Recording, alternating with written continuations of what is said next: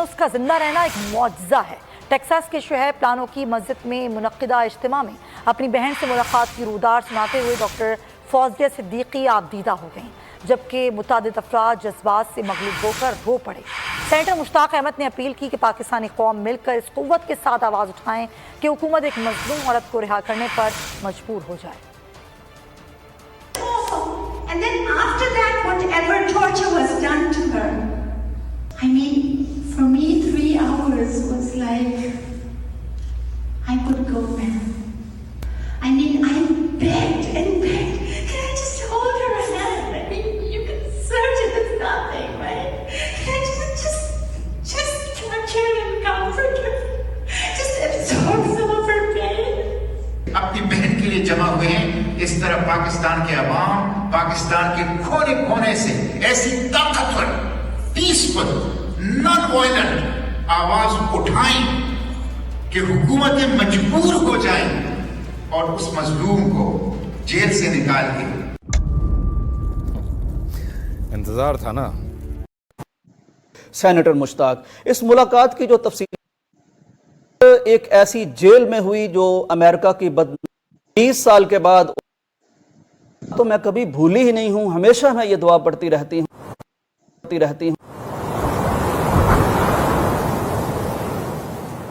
अस्सलाम वालेकुम। आपने ये बताना है कि वर्क वीजे के कितने नाज़रीन इकराम, उम्मत की और नबी कायनात की इस अहद में मजलूम तरीन बेटी आफिया सिद्दीकी की ज़िंदगी में एक नया मोड़ आया है।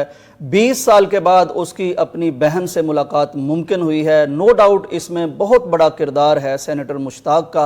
मुलाकात की तफसीलात जिस तरह सामने आई हैं वो रोंगटे खड़े कर देने वाली हैं। मुलाकात एक ऐसी जेल में हुई जो अमेरिका की बदनाम तरीन जेल है, जिसे जहन्नम का गड़ा करार दिया जाता है। ये कुल 3 मुलाकातें हुई हैं।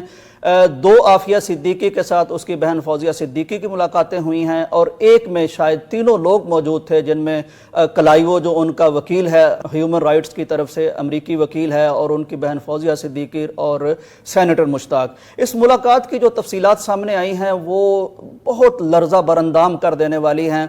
बताया जाता है कि उस जेल में दाखिल होते ही इंतहाई खौफनाक ऐसे मनाजर सामने आते हैं, और जो आवाज़ें सुनाई देती हैं वो भारी भरकम, ये जो जंजीरें पहनाई जाती हैं कैदियों को, और भारी हथकड़ियाँ और चाबियों के गुच्छे और इस तरह की खौफनाक आवाज़ें जेल में एंटर होते ही सुनाई देती हैं। कुछ 30 मिनट सेनेटर मुश्ताक के मुताबिक इन लोगों की तलाशी ली गई।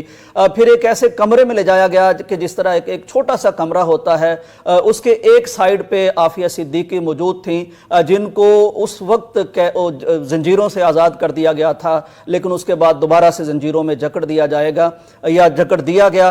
वो आई, उन्होंने जेल की खाकी वर्दी पहनी हुई थी। बताया जाता है कि तशद्दुद की वजह से उनके सामने राचा का मामला सेनेट में पाकिस्तान के अंदर उठाया था, तो उन्होंने उस सेनेट की प्रोसीडिंग से उसको देख के मुझे खुद राब्ता किया और मुझे कुछ ऐसे डॉक्यूमेंट्स और शवाहिद फराहम किए ग्वांटानामो के बारे में, खुसूसन सैफुल्लाह पिराचा और रब्बानी बिरादरान का, कि जिसकी वजह से सेनेट के अंदर मेरा केस बहुत मजबूत हुआ। और वो जद्दोजहद की जिसके नतीजे में वो 2 भाई रब्बानी बिरादरान 21 साल बाद आए। जी, उनका हमने इंटरव्यू किया था, सेनेटर साहब, बात की थी हमने उनसे भी। जी हाँ, तो उसके बाद हमने ये तय किया कि अब हम आफिया सिद्दीकी को भी इंशाल्लाह पाकिस्तान लाएंगे, उनका केस भी लड़ेंगे। तो उसके बाद हमने ये इसकी प्लान किया और इसके लिए एक कंसंट्रेटेड एफर्ट शुरू कर दी, और अल्हम्दुलिल्लाह उसके नतीजे में ये मुलाकात मुमकिन हो सकी है। ये मुलाकात टोटली लीगल प्रोसेस की बुनियाद पे, और लीगल प्रोसेस किसी गवर्नमेंट ने नहीं किया, लीगल प्रोसेस हमारे वकील क्लाइव स्मिथ ने किया है, जिसके नतीजे में यह मुमकिन हो सका। ठीक, तो सर इस मुलाकात का कुछ अहवाल जो आपको बताया हो फौजिया सिद्दीकी साहिबा ने? नहीं, मैं खुद भी मुलाकात में शरीक रहा। जी। और 3 घंटे मैंने क्या गुफ्तगू हुई उस मुलाकात में, क्या बताया आफिया साहिबा ने अपने जो मामूलात हैं उनके बारे में और सारी जो डिटेल्स थी? ये तो अवैध साहब एक बहुत ही कर्बनाक कहानी है और बहुत ही दर्दनाक कहानी है। जब उनके सामने हम बैठ गए, एक तो ये मुलाकात एक छोटे से कमरे में हुई जिसके दरमियान दीवार था, और उस दीवार में 1 मुरब्बा मीटर की एक मोटा शीशा लगा था, اور اس شیشے کے اس پار وہ بیٹھی ہوئی تھی اور اس بار ہم تینوں ڈاکٹر فوزیہ کلائیو اسمتھ اور میں بیٹھے ہوئے تھے اور ریسیور کی ایک دوسرے کو ہم دیکھ سکتے تھے لیکن بات ہم کرتے تھے ریسیور کے ذریعے سے. صحیح. تو اس میں ایک تو اس ملاقات میں 20 سال کے بعد بھی ہاتھ ملانے کی اور اپنی بہن کو گلے لگانے کی ان کو اجازت نہیں تھی, نہ فوزیہ کو تھی اور نہ عافیہ کو تھی. اس کے علاوہ ان کے بچوں کی تصویریں ہم لے گئے تھے.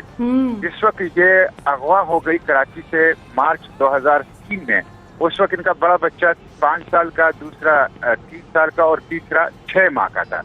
اس کے بعد انہوں نے اپنے بچوں کو نہیں دیکھا.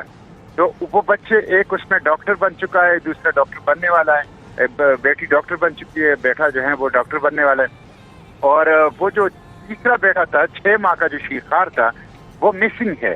اس کا ابھی تک پتہ نہیں ہے کہ وہ زندہ ہے یا وہ قتل کیا جا چکا ہے. تو وہ تصویریں بھی نہیں دکھانے کی اجازت دی گئی. لیکن اس کے باوجود ایک ان کی بات ہم نے سنی, ہم نے ان کے ساتھ 3 گھنٹے تفصیل سے بات کی. تو ان کی ذہنی صحت اب کیسی ہے؟ ہاں, مطلب وہ فزیکلی کیا کمزور تھیں یا ٹھیک آپ کو صحت لگ رہی تھی؟ ان کی سامنے کے 4 دانت جو تھے, جو اوپر کے 4 دانت تھے, وہ یا تشدد میں یا کسی نے زودکوب کیا ہے وہ ٹوٹ چکے ہیں. سامنے اوپر کے 4 دانت ٹوٹ چکے ہیں. ان کے سر کے اوپر جو ہے کان کے پیچھے سے زخم تھا, جس کی وجہ سے ان کی سماعت بھی متاثر تھی. وہ فزیکلی فیل ہو رہا تھا کہ وہ ان ویل ہے اور سائیکولوجیکلی بھی اس کو شدید دھچکے لگے ہوئے ہیں اور واضح طور پر نظر آ رہا تھا کہ وہ ان ویل ہے.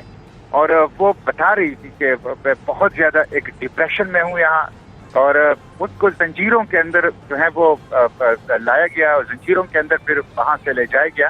ان کو جس یونٹ کے اندر رکھا گیا ہے اس کو اسپیشل ہاؤسنگ یونٹ شو وہ کہا جاتا ہے, اور اس میں انتہائی خطرناک لوگوں کو رکھا جاتا ہے جو 24 گھنٹے نگرانی میں ہوتے ہیں اور مستقل سرویلنس کے اندر ہوتے ہیں. تو وہ ایک شدید ڈپریشن میں ہے. اس لیے انہوں نے جب بھی اپنے جیل کے بارے میں بات کی تو اس کے لیے اس نے لفظ جیل استعمال نہیں کیا, اس نے جہنم کا لفظ اس کے لیے استعمال کیا. اور وہ بار بار ہمیں وقتاً فوقتاً کہتی تھی اس ملاقات کے اندر کہ کسی طریقے سے مجھے اس جہنم سے نکالو. تو ایک بہت ہی افسوسناک صورتحال تھی اور خود ہمیں شدید قسم کا, میں پرسنلی کی برائنڈس یونیورسٹی سے نیورو سائنس میں پی ایچ ڈی کی. 2003 میں امریکہ کو مطلوب افراد کی لسٹ میں ڈاکٹر عافیہ صدیقی کا نام بھی شامل ہو گیا, جو کہ 9/11 کے بعد امریکہ کو مطلوب تھے. 6 جولائی 2009 کو ڈاکٹر عافیہ صدیقی کو امریکی عدالت میں پیش کیا گیا. انہوں نے بھری عدالت میں جج کو مخاطب ہو کر کہا کہ میں پاگل نہیں ہوں, میں ایک مسلمان عورت ہوں, مجھے فوجی تشدد کا نشانہ بناتے ہیں. 23 ستمبر 2010